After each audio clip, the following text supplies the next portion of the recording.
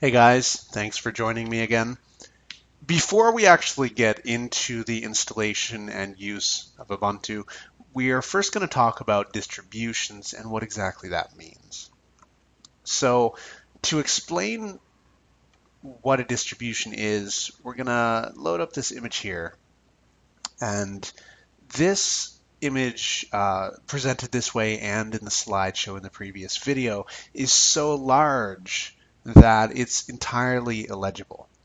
So we actually have to zoom in quite a bit here.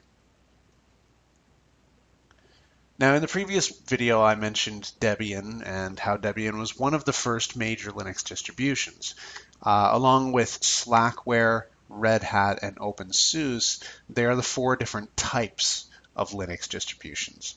And a type is categorized based on the package manager. Now, there are different Linux distributions that are not based on these four. For instance, Gentoo and Arch Linux. However, we're not going to focus on those at this time. So Debian starts here in the early 90s. And as time goes on, it begins to get forked, which means that other people come along and use the source code base of Debian to create their own Linux distribution. Now, if we look for Ubuntu, it's, I believe, this brown line right here. We'll see how much forking of Ubuntu there's been as well. So here's Ubuntu, and immediately we've got all sorts of forks happening. Now, there are two different types of Ubuntu derivatives, and that is officially recognized and not officially recognized. So a few examples of officially recognized Ubuntu distributions are Kubuntu, Ubuntu Studio, and Lubuntu, Xubuntu, and basically Kubuntu is Ubuntu with KDE pre-installed instead of Unity. So Unity is the desktop environment of Ubuntu. And a desktop environment, we're going to go more in depth into desktop environments in a future video. However, to give a little bit of an idea about what it is, we're going to just have a look at some images here. So this is Unity.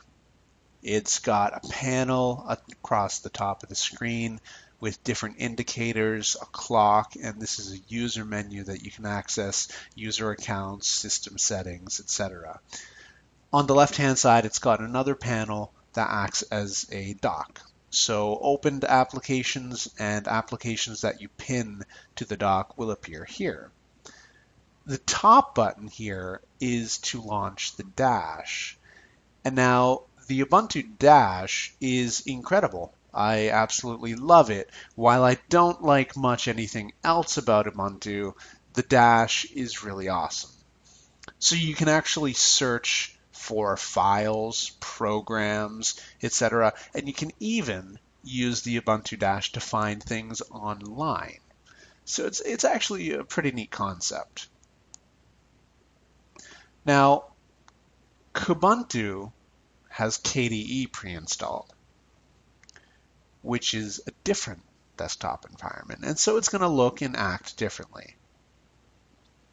Now this is KDE 5 Plasma. They call it their desktop environment. So KDE Plasma 5. And obviously you can see the differences. It's got a window list here of open windows. It's got the indicators and time over here and the main menu right there, which looks like this. Now, the Kubuntu and Ubuntu Studio and others are officially recognized derivatives of Ubuntu, but Linux Mint is not. If we go to linuxmint.com, you'll see that they did in fact develop their own desktop environment called Cinnamon. And Cinnamon, the desktop environment, is absolutely beautiful. It's one of my favorites. If we look for, here we go. Should be able to just click on this. No. Oh, yep, there we go. Okay. So this is Linux Mint with the Cinnamon desktop environment. It's similar to a classic desktop environment in that it has a panel at the bottom with a main menu and a window list of open windows.